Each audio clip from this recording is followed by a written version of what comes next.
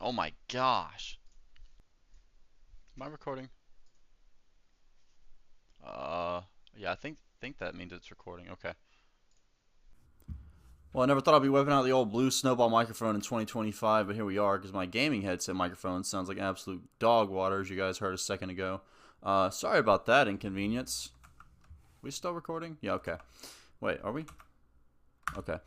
Alright, so this is a tier list that I like to call the best way to get into cars tier list. And you can already see a couple of images that may pique your interest here. We're going to be going through them because I have some opinions about this topic.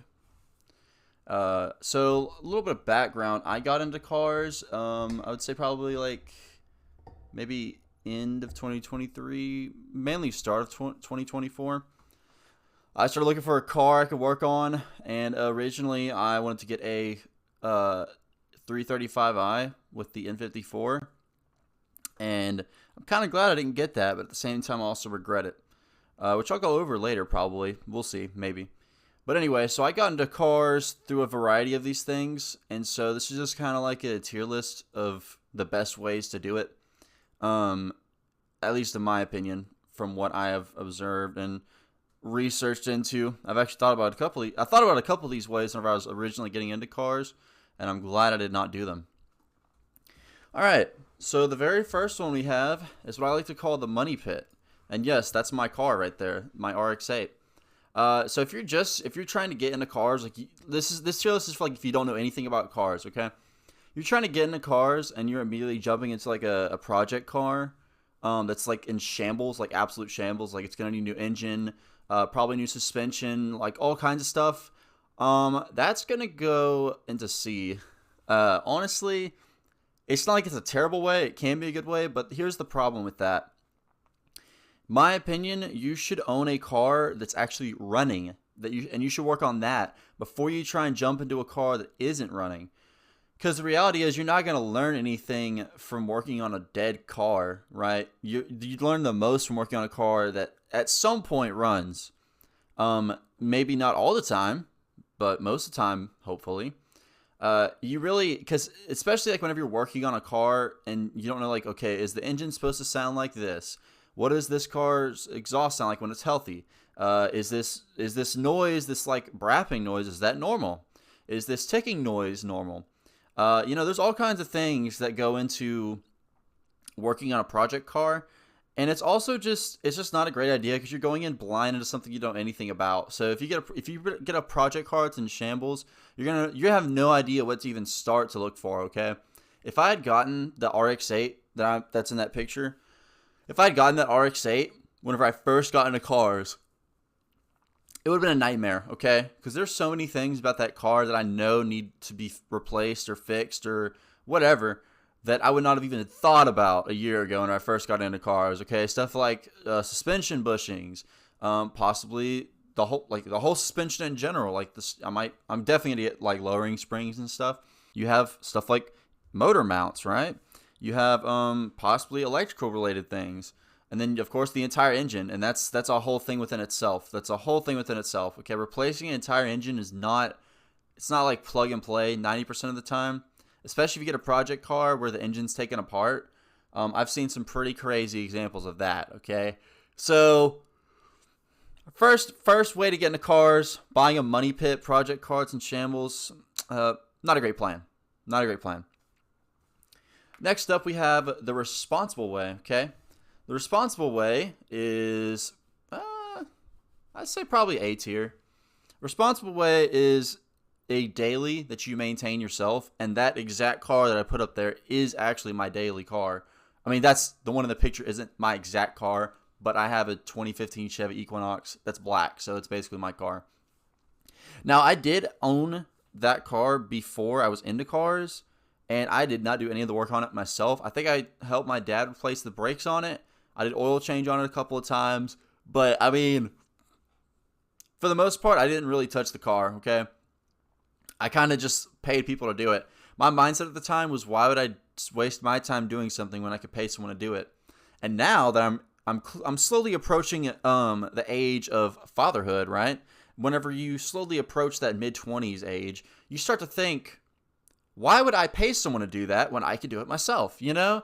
So that whole mindset I had when I was a teenager just completely went out the door the moment I hit like 21. I started thinking like, why am I paying someone to do my oil change when I could just do it myself for cheaper and it doesn't even take that long, you know? So owning like a daily car that you maintain yourself is a really good way to get into cars because it kind of just teaches you the stuff that can go wrong or can go out in cars. It kind of teaches you what stuff you need to maintain, stuff like brakes, like brake pads. Again, like I said, suspension related stuff, tires, wheels. Then you have stuff like, you know, oil changes. Currently in my daily car, I have an OT sensor that went out. Just stuff like this, little stuff, you know, little stuff that slowly goes out on cars. You start learning how to maintain a car, and through that, you also learn more about them, right? Like replacing a belt or something or a pulley. You kind of learn more about the car as you work on it. And it's not like you want to buy a car that's going to give you a bunch of problems so you can learn more about it. But it's just kind of a good thing to have is like a daily that's pretty reliable that you're going to maintain yourself. That car I have, it's like 150,000 miles on it. I barely had any maintenance on it at all. You know what? Actually, I'm going to put that in B because it's a good method. It'll help you learn a good amount about cars, but it won't really get you started because you're not gonna be diving head first into some of the stuff that, you know, that actually helps you think about like how cars work and helps you learn about how they function and what makes them function, I guess. All right, so the next one, I debated putting my car here, but I didn't do it because this car is notorious. This one doesn't have any fancy title. It's just called German car, okay? This can go one of two ways. If you enjoy self-inflicted pain and constant rigorous maintenance and spending money, this is potentially an S tier, okay? However, if you value your sanity, this is a D tier, okay? Me personally, this was the first car I got to work on was a BMW. And honestly, it really hasn't been that bad. But I'm also a person who has a lot of patience and is willing to put in a lot of effort into learning. So this is kind of one of those things where it's going to depend on the person. However, if I was to give it like an objective ranking as like a first car to get into, it's pretty much on the same level as Project Car. And honestly, depending on which car you get. Okay, so let's say you get this 335i M54. This is your first car, you know, you're going to work on. Whatever. If you're trying to learn about cars, German car's probably not the best car for you to learn on, okay? Gets expensive. Really depends on your situation. However, if this was something like a BMW 650i, like the old 650i, this would be an F tier, okay? So it really depends on the German car. That's why I'm putting it in C. Because you can have like some really good ones, like a 2010 Mercedes C300. And you can have like some really, really bad money pits, like most BMWs with the turbo from the E chassis. Any BMW with the turbo from the E chassis is going to be a headache. If you're just getting into cars, that is going to be so overwhelming. Because now, luckily, I've adapted to it. But even now, I have stuff where just like something totally random will happen, right? The car will slightly drive a way it doesn't like. It'll throw itself in the limp mode. And it's like there's nothing really wrong with the car. It just had a slight mishap, and you just need to clear a code on it. So stuff like that, it would like stress you out if you're not used to this kind of thing. German cars, I say, would be like a second car to own, not a first car. Okay, that's just not. It's not a great plan. Not a great plan. All right, the next one is what I call the sensible way, which is doing an old school car restoration. Now, I personally have not worked on any of these old cars, but it also could go both ways. Because here's the thing, these older cars with the older engines, they have a lot less going on, right? So like BMW or Mercedes or Audi, holy crap, okay? You are going to have so many electrical things going on, okay? These cars have all kinds of sensors. They have all kinds of like codes that can get thrown. It's kind of a nightmare. I mean, it's kind of the good thing about it is that you can just read codes a lot of the time, but it's also a nightmare. And I mean, most modern cars are like this now anyways, but with these older cars, it's pretty bare bones for the most part if you're going to keep the old engine in it. But even then, that also becomes a problem because then you got to deal with getting old parts, and doing that can really suck. But as far as like actually learning about cars, an older like old car, restoring an old car is a really good way to do it. I think. I would put this probably in A tier because you're gonna learn a lot about like just the basics of a car just from working on one of these, and also you're gonna be able to gain a lot of skills depending on if you decide to do a lot of different stuff yourself, like paint work or body work or something. But even then, that can get a little crazy. But it's kind of a good thing because at the same time, this isn't really a car that you're expecting to just drive around all the time. This is a car that you bought. It's not gonna be extremely difficult to understand. It's not gonna be extremely difficult to work on most of the time, but it's gonna be one that you're working to eventually finish. But like I said, the only problem with that is that they can get expensive. Parts can be expensive. If you like pay someone to like reupholster your seats or something, that gets crazy expensive. I went to cruising the coast. And there's a guy who told me that he spent like I think 50 grand on reupholstering some seats in his truck. Now, granted, they look amazing, right? But 50 grand, like that's absolutely absurd. That's absurd behavior, dude. Anyway, but I'd say A tier. The only issues you're really gonna run into is just probably expensive parts and maybe lack of like knowledge on the engines, just because like a lot of modern cars, I say like RX-8, BMW, like any like Toyota or whatever, like any like car from like the 2000, I'd say 2006 until like onward. There's gonna be like forums for that car. I don't know about old cars that much, but there's also a lot of like older guys you could talk to about them. So it's a good way to get into cars, but it's just a very time consuming way, and it can cost a lot of money.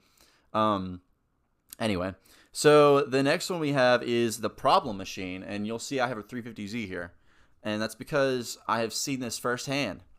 So this is whenever you get a new car, like a modern car to restore, and I'm talking about any car from like 2000s plus, because that's whenever cars started to get a lot of electrical stuff, and it can be frustrating, right? Because electrical stuff is probably like the hardest part about more modern cars. Like a lot of cars, whenever they have reliability issues, it's not even the engine, it's electrical stuff. Like my BMW, the engine's honestly solid. I've had, I think, 2 issues with the engine, and both of them were from the dealer. Like, and me nor the dealer knew about it. Like nobody knew. But everything else has been like electrical or something that I've done to the car. But this trying to restore a modern car can be a headache, especially if you're trying to restore like a 350Z or something. Okay, here's the reality about these cars. These cheaper cars, like anything with a VQ usually, or even like stuff like a Charger, like old Charger or a Challenger, or like any V6 quote unquote muscle car, like an old Mustang, like not the SV, I don't remember what exactly it's called, like a 2000s Mustang or something. That can be a massive headache because what happens is these cars get super cheap. They get clapped out by somebody who owns them, and then they get tossed around, freaking swerving in and out of lanes, doing takeovers, all kinds of stuff, hitting into who knows what, hitting potholes like crazy, getting into wrecks, all kinds of stuff. And then you have people who like straight pipe the cars. They do all kinds of goofy, shoddy work. Like, let me tell you something that I saw. My girlfriend was driving around a 350Z that her brother owns. Well, I'm not getting into that anyway, but her brother basically owns. And so he got it from an auction, and the previous owner had done all kinds of crazy stuff to it. But it's like every time something went wrong with that car, I would go look at it, and I would see what was done to it, and the previous owner did something really stupid. Like for instance, he put in LED bulbs, and he just left he just left all the wiring and stuff just hanging. So eventually, what happened was the mud guard fell off, and then the wiring got eaten up by the wheel. So no more headlight. It's just like stuff like that. Like you don't know what's been done in these. You don't know what has gone on with these modern cars. And they're just gonna be a headache to mess with. And then if you like buy an engine to put in them, that's a whole other thing. I've seen all kinds of problems with that from someone else's 350Z. So this we'll have to put probably the same level as the project car in shambles. C tier. You can learn a lot from working on these, but I'm just telling you right now, it's really not worth it. You're gonna have way too many problems with these more modern cars. I say that like I didn't buy an RX-8, but but I'm totally prepared for that. Look, you're going to find out this tier list does not represent the actions I do, okay? Because if you notice, there's two options here that I am knee deep, technically three options here I'm knee deep in, right? And I'm saying they're terrible decisions, but yet I'm neck deep in them, all right? So don't do as I say, not as I do, right? But these are just like for if you're just now getting into cars. All right, the next one's going to be YouTube. It's going straight to S tier. Just like learning about cars on YouTube is an amazing way to do it, okay? It's costs you absolutely nothing. It's totally free. All it wants is your attention. That's all you need to put into it is just your attention and a little bit of time. Listen, I'm telling you, I didn't understand why people like cars, right? Until I watched a YouTube video explaining how an engine works, and now, to me, cars are the greatest piece of engineering that's ever existed. I'm obsessed, okay?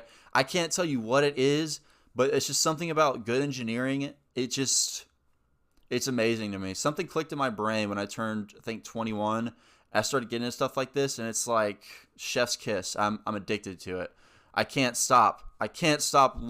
Just learning about car stuff, just like engineering stuff in general, man. I don't know. There's just something about it that's just so cool.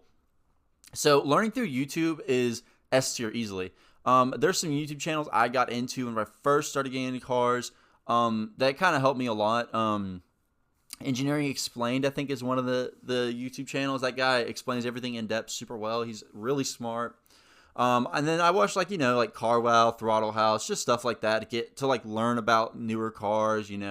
Watch Bladed Angel is S tier content. If you want to learn about cars in an entertaining way, Bladed Angel all the way. Seriously, highly recommend.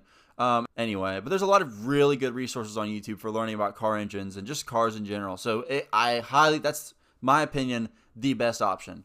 Because it's free. All it costs you is your time. All right, next we have the Clout Chaser. So that's immediately going. Actually, hold on. How do I do this? We're going to add a row below. Okay, and this is going. Wait, hold on.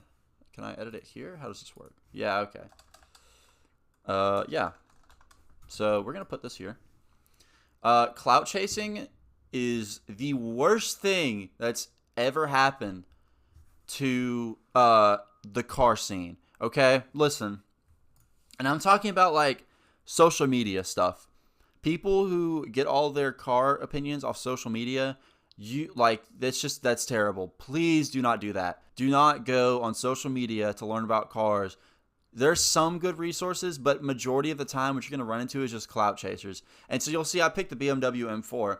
And it's like I love that car. The M4, the G82, is an amazing machine. It's brilliant. It's stupid fast, and it's amazing for tuning. But, okay, it has been ruined by social media, especially like Instagram and TikTok. Oh my gosh. Everybody who wants to be a clout chaser, who wants to look cool, buys an M4. And then what happens? You get these people who've never driven a car that's above 200 horsepower, 300 horsepower, get into a car that produces between like I think it's like 450 to 500. And then you can tune these things to like 600 or 700 easily. And so what happens when you put someone in a rear-wheel drive car that's never been above like 200, 300 horsepower, and this car has an insane amount of power going straight to the rear wheels, and they're turning traction off and stuff, Well, we all know what happens because you've seen Mustang videos before. You've seen videos of these cars crashing before. They crash. That's what happens. These people get in these cars they should not have. They're not ready for. That they probably are financing that they absolutely cannot afford, or that their parents bought them. They get into these cars and they just destroy them. And it's so sad to see. It's so sad. But it's not even just the expensive cars. You have all kinds of stuff like takeover cars, like Challengers, Chargers, G37s, freaking stolen Corvettes, stolen Camaros. And what happens to these cars? They get clapped out. They get destroyed because someone on social media wants to look cool for the camera and they do something stupid.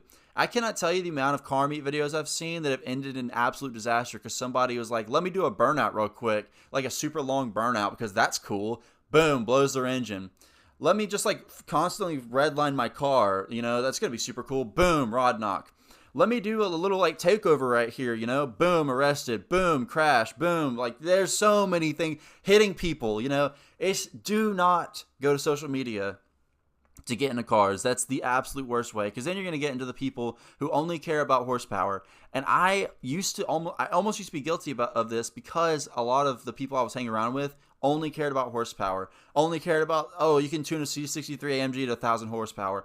Oh, the 335i M54, you can make like 1,000 horsepower. Oh, the freaking GTR. Oh my gosh, the R35 GTR. You can make 1,000 horse. Whatever. Nobody cares. Like, the only people who really, really, really care about that are social media people. At the end of the day, that is not what owning a car is really about. It's about the driving experience, right? I personally will tell you that, in my opinion, the best cars to own are not the fastest ones. It's the ones that are the most fun to drive, okay?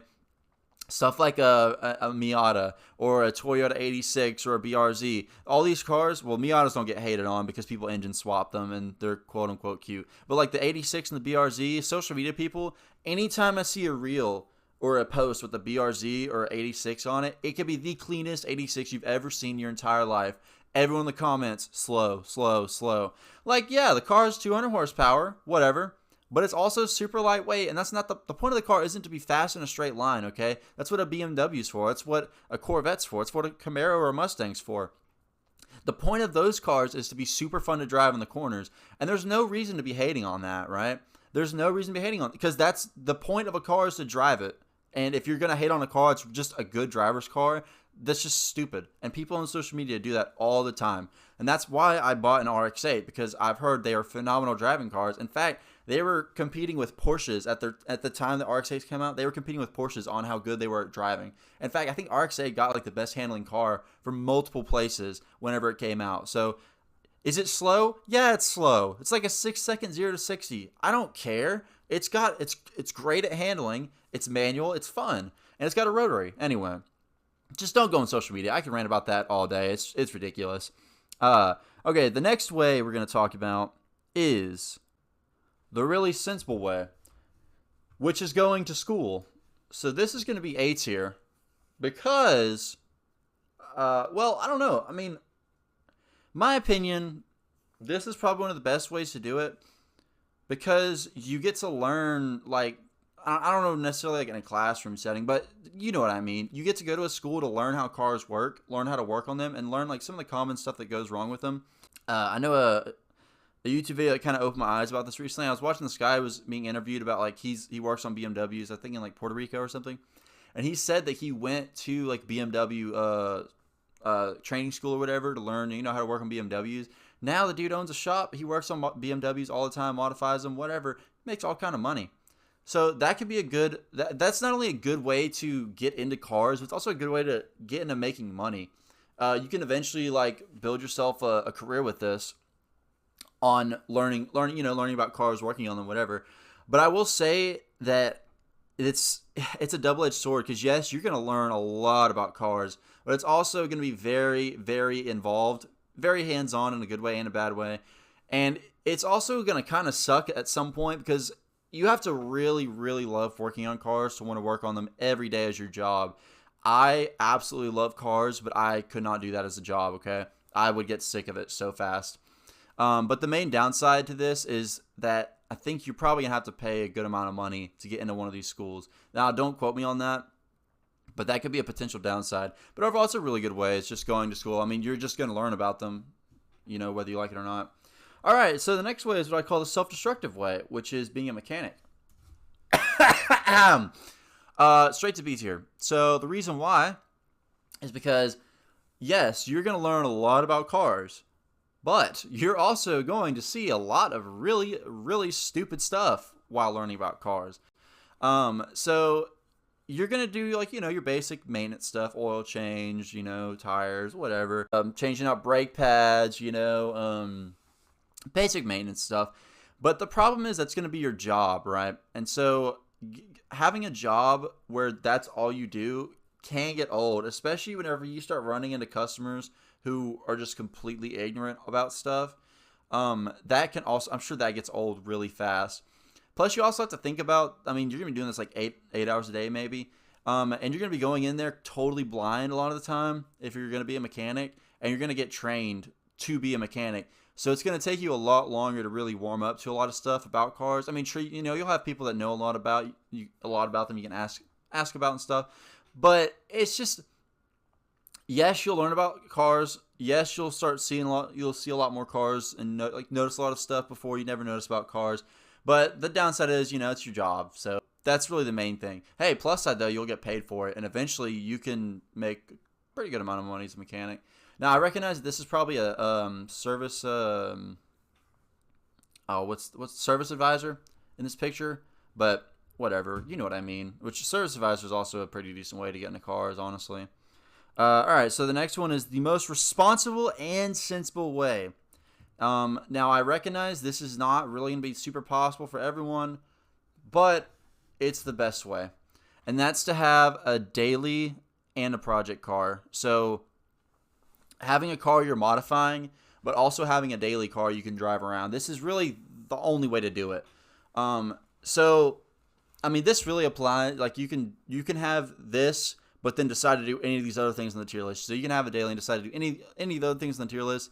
But this is the best way, okay? Having a daily and having a car you're working on. Because what's going to happen if you modify your daily, which we're going to get to in a second? You're going to have problems whenever the car is not running, right? Or, you know, you're going to go, I might as well I'll go ahead and rate this now. Modifying your daily. You see I have a Toyota with the wing on it. This is going into D tier. So what's going to happen if you have a daily car that you're modifying, right? You're going to have problems. Okay, so what happens whenever the car is not running? You don't have any way to go anywhere. You don't have a car to drive around and get parts. You don't have a car to, you're out of a mode of transportation. You're totally done for, right? So if you modify your daily, like say you're in the middle of like changing out a fuel pump or something, and then you like strip a bolt, like that's it. You're done. You're not driving anywhere. You're totally done for. If you have work the next day, sayonara. Like you are in a totally terrible position. So that's why it's best to have a daily car and then a car to work on. So that's what I did. Is I had a car that was paid off my daily, and I was like, well, I kind of want a car to work on. So what did I do? I decided to get a German car. But anyway, we're not going to talk about that. All right. So the next way is the nightmare. And you can already tell if you're into cars, you can already see what's happening here. This is going to be doing any form of engine swap. If you've never messed with a car before, doing an engine swap is going to be so overwhelming, you're going to have no idea what's happening. Even just swapping like the same engine into a car can be difficult, but doing an engine swap is a whole nother level of just nightmare, okay?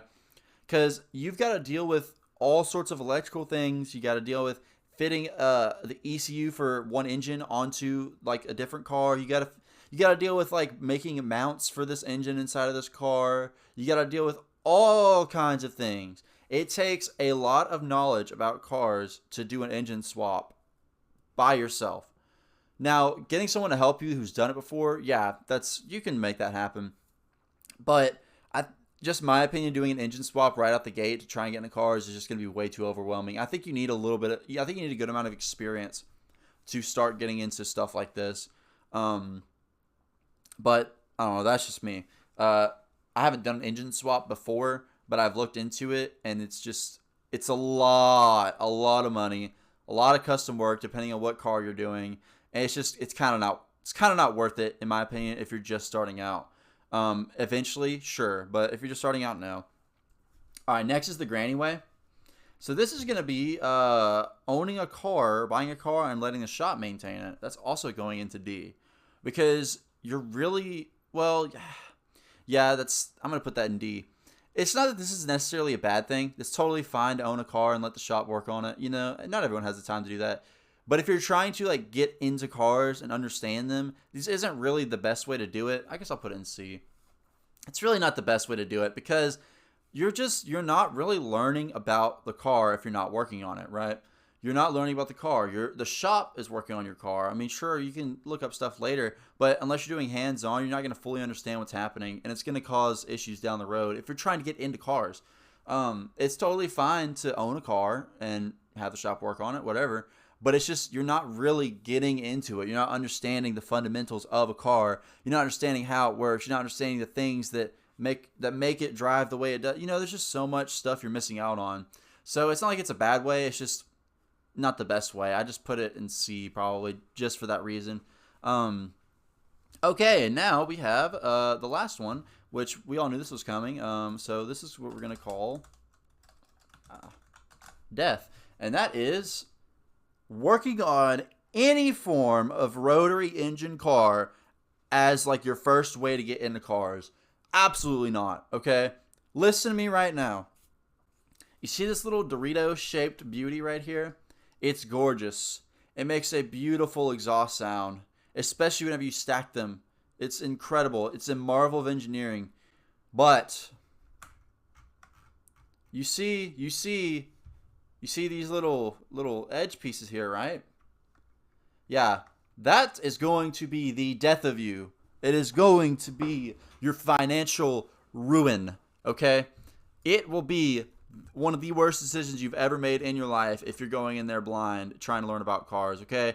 Under no circumstances do you get a rotary car to start getting into cars, okay? It will be a nightmare. Whether it's an old rotary car like a FC RX-7 or don't do it. Parts for that are very hard to find, very expensive. FD is the absolute worst one to get into. Not only is it 15 grand for just a shell of an FD RX-7, but that engine is absolutely notorious for being unreliable as heck. Now, you can make them reliable, right? But especially on a 13B REW, which is the rotary engine inside the RX-7, oh my gosh, you are going to empty your wallet on that engine. I originally was going to swap a 13B REW into my RX-8 until I realized that just the RX-7 engine on its own, the 13B REW engine on its own, was $14,000.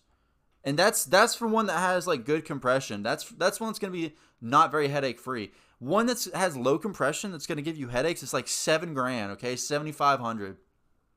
That's going to be a nightmare. Putting it in FDRX7, that's a car that's super old. Like most of these rotary cars are old, right?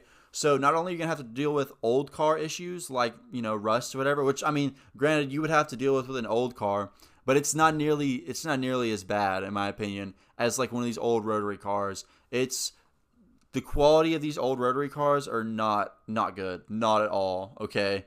Like the RX-7 is notorious for the door panel just ripping off. It's notorious for you having to slam the door closed in order for it to fully shut, okay? These were literally just like tin cans with 300 horsepower and 2 turbos on them, okay? It was ridiculous. Just stay away from a rotary car at all costs. RX-8 is more sensible. It's got 4 seats. It's easier to work on and understand than RX-7 engine. It's more reliable. But even then, it's still a money pit, okay? You want to know how much oil coolers are for my RX-8? Because the previous owner spray painted over them. You want to know how much oil coolers alone are on that car? The OEM ones are $950. Upgraded oil coolers on that car are $930, okay? Parts are going to be ridiculous. Every single part that I looked up for an RX-7 was north of $500. And that's like the bottom of the barrel, okay? They get expensive, they're difficult to understand, and they are nightmares. So naturally, that's why I got one. Because I got a German car as my first project car, right? My first car to modify. And so naturally, where would I go after that? Only down to the rotaries, to the Brap Dorito engines. Yeah, absolute nightmare. So if I was to give you like a method to fully get into cars that I think is the best way, first of all, have a daily. Make sure you have a daily. And then go to YouTube. So YouTube, you know how engines work. And just do a lot of research on the kind of cars that are good for like a first car to work on, to maintain. Or maybe like you're a good project car. That's what I did. I went to YouTube and I looked up the best. And of course, I happened to stumble upon this beautiful piece of German engineering. And I thought to myself, it won't be that bad. And I mean, granted, I got the M55 on accident, so it hasn't been that bad. It hasn't been that bad, but the M54, which I was prepared to get, oh, that would have been a nightmare. So yeah, make sure you have a daily. Start watching like YouTube videos about cars. Learn about what car you think would be a good project car. Then you have to pick out a project car, and I recommend starting with something a little bit newer. I'd say maybe go minimum 10 years older, because what that does is you get a car that has had a lot of knowledge on it over these last 10 years. So pretty much anything that can go wrong with that car, you're going to know about just from forums and stuff, you know. And then I would say after that, you know, modify that for a little bit, get comfortable with that car, and then you can start branching out to more difficult stuff like German car or project car in shambles, or, you know, something like this, you know, just a little, you can branch out after that. But in general, I say, you know, daily, make sure you have a daily, watch YouTube, save up for a car, preferably you can pay cash on, if not, whatever. Just make sure if you're financing a car that you're not throwing a whole bunch of stuff at it while you're financing it, because that could get you into trouble. Then after that, go free, okay? Go wild and go free. After your first project car, if once you think you have a pretty decent understanding about cars, know that you don't have a good just know after owning a project car for about a year, you still have no idea how cars work, and then go off and put yourself in financial ruin like I did, okay? That is the best way to get into cars. Just branch out from there. Go crazy with it. Spend your paychecks on car parts. Do whatever. I don't care after that. But at least have a daily, please. Ugh. Anyway, if this video isn't a super obvious video just about me ranting and projecting the whole video, I don't really know what is. So anyway, do as I say, don't do as I do. Take this tier list into consideration, and then dig yourself into financial ruin on your own, okay? I don't care. But whatever. Thank you for watching. Listen to me, don't listen to me, it doesn't matter. You're probably not going to listen to me anyway. You're probably going to go straight for the German car. Do whatever you want. I'll see you later.